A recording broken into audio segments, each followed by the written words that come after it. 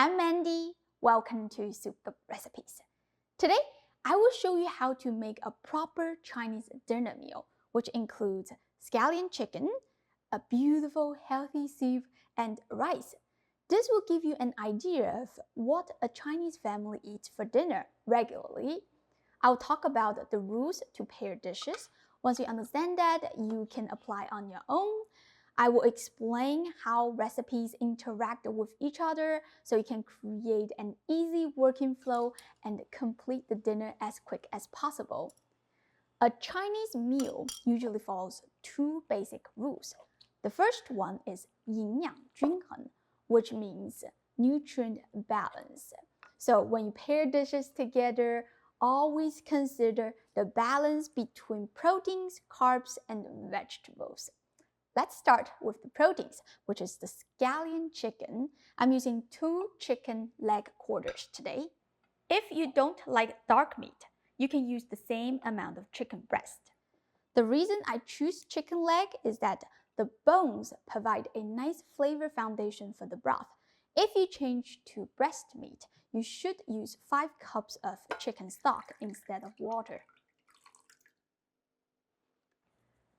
Slice 1.5 inch of ginger thinly. Then add it to the pot along with 2 scallions. I like to crush them to release the flavor. Turn the heat to high. It will take a few minutes for it to come to a boil. As we all know, rice is the most beloved carb for Chinese people. So during this time, we're gonna get it on the stove quickly. Just rinse the rice under running water and drain thoroughly. If you don't know how to cook rice, check out this complete guide. Add water and turn the heat to high. It will also take a few minutes for it to come to a boil, so you can check back on the chicken. It is boiling now. Turn the heat to low and let it simmer for 8 minutes. The rice is simmering. Turn the heat to low, put on the lid, but let it simmer on low heat for 18 minutes. Understanding the recipes and using the fragmented time are the key to creating a faster cooking flow. That is why you see me timing and working between the rice and the chicken alternately. Alright, the chicken has been simmered for 8 minutes. Turn off the heat and let it sit in the hot water for 15 minutes. Now, we're going to make the scallion sauce, which is the flavor component of this recipe. You will need a bunch of aromatics to create a beautiful fragrance. Slice 1 inch of ginger thinly. 2 scallions, slice diagonally into 1/2 inch pieces.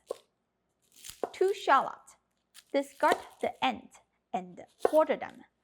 Peel the outer layers, then slice them thinly.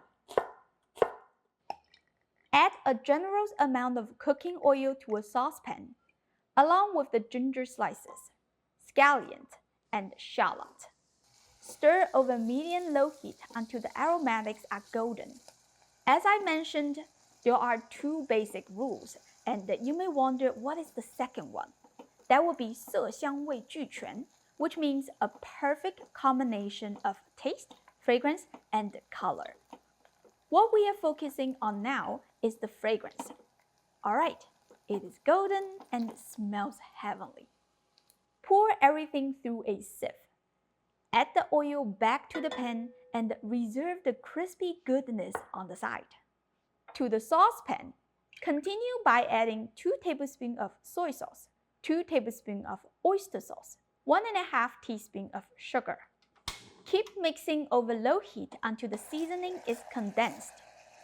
Turn off the heat and set the sauce aside. By now, the chicken should be done soaking. You can poke the thickest part with a fork. There is no pink juice leaking out.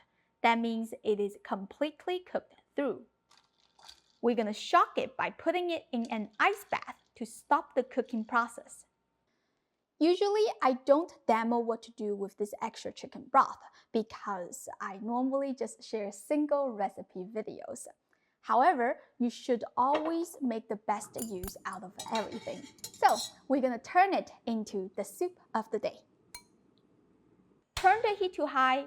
It will take a few minutes for it to come to a boil, which should be plenty of time for you to cut 2 tomatoes into bite-sized pieces and cut half of a package of tofu into cubes. Add them to the chicken broth. Let them boil for a minute or 2. Quickly crack 2 eggs and whisk them well. Drizzle the eggs into the chicken broth. Last, chop a handful of green leafy vegetables into 2-inch long stalks and stir them into the broth. I'm using choy sum, but you can use lettuce, spinach, bok choy, cabbage, kale, etc. Add 1 1/4 teaspoon of salt and some white pepper to taste. Look at this pot of hearty, steamy, healthy soup. Multiple vibrant colors are catchy. This is what the second rule, color and presentation, are referring to. Turn off the heat and set it aside for now. The chicken should be done chilling.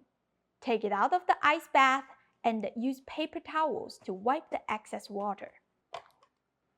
Debone the chicken so it is easier to eat. First, use scissors to cut around the ankles. Continue to cut along the bones. Then break the connection between the joints. And you should be able to pull out the bones one by one. Cut the chicken into bite-sized pieces. You can remove the skin if you want, but as a native Cantonese, I love the texture of the skin, so I will keep it. Place the chicken on a serving plate. Drizzle in the scallion sauce all over. Last, garnish it with some diced scallions.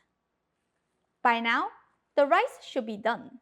Turn off the heat and fluff the grains. Remember those crispy aromatics that we made?